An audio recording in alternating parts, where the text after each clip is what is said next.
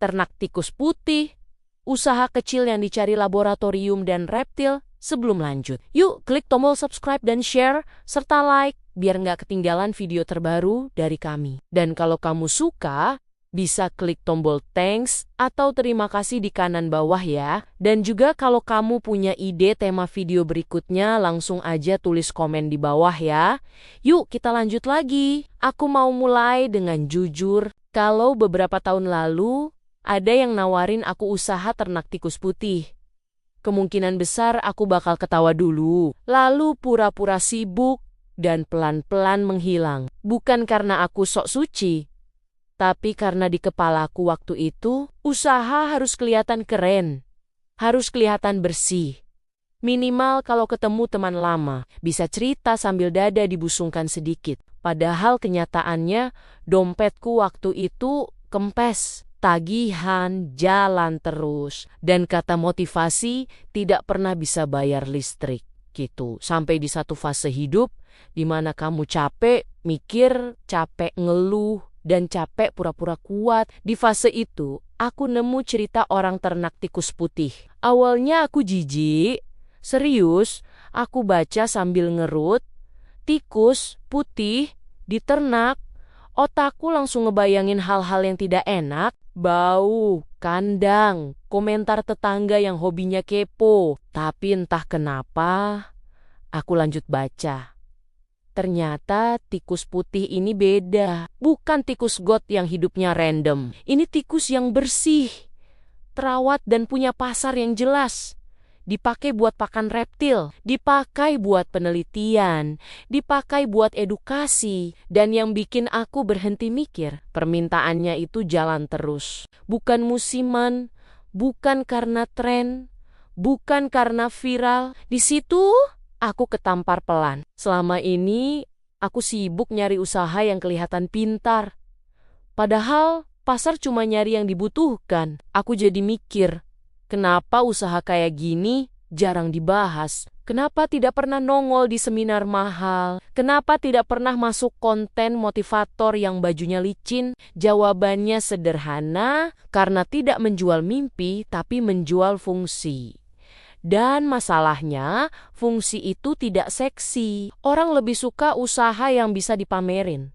Padahal yang bikin hidup jalan itu bukan pameran, tapi pemasukan. Di sini aku mulai ngerasa relate, berapa banyak dari kita yang sebenarnya butuh uang, tapi malah milih peluang, bukan milih yang paling masuk akal, tapi yang paling bisa diterima lingkungan. Takut dibilang aneh, takut dibilang rendah, takut dibilang tidak sesuai potensi, padahal yang bayar makan kamu, bukan omongan orang. Orang yang ternak tikus putih ini ngerti satu hal penting. Dia tidak jual ke gengsi, dia jual ke kebutuhan.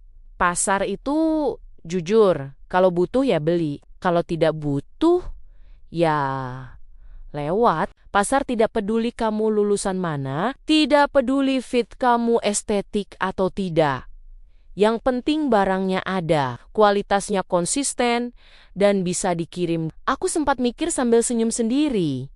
Coba usaha ini ditaruh di pojok rumah. Tidak ada neon box, tidak ada musik, tidak ada caption sok inspiratif, tapi tiap hari ada transaksi.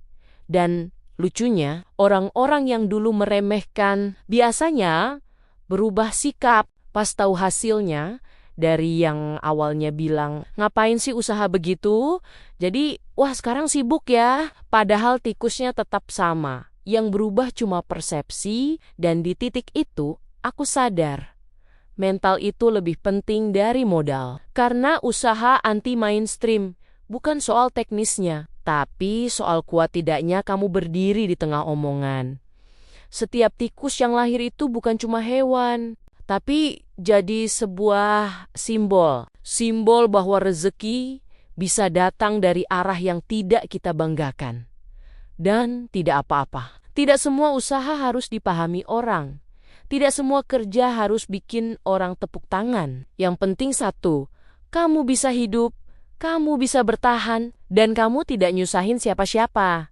Tikus putih ini cuma contoh kecil. Di luar sana masih banyak peluang lain. yang kelihatannya remeh, yang jarang dilirik, yang bikin orang mengernyit, tapi justru disitulah persaingan sepi. Kalau kamu hari ini lagi bingung, lagi capek nyari ide, lagi ngerasa semua usaha sudah kejepit, coba tanya ke diri sendiri. Aku cari gengsi atau aku cari solusi? Karena hidup tidak selalu butuh usaha yang terlihat bersih. Kadang yang dibutuhin cuman usaha yang jalan, dan mungkin peluang yang kamu cari selama ini bukan yang paling indah, tapi yang paling kamu hindari. Terima kasih sudah menonton. Demikian cerita kita kali ini. Sampai ketemu di cerita berikutnya. Salam semangat!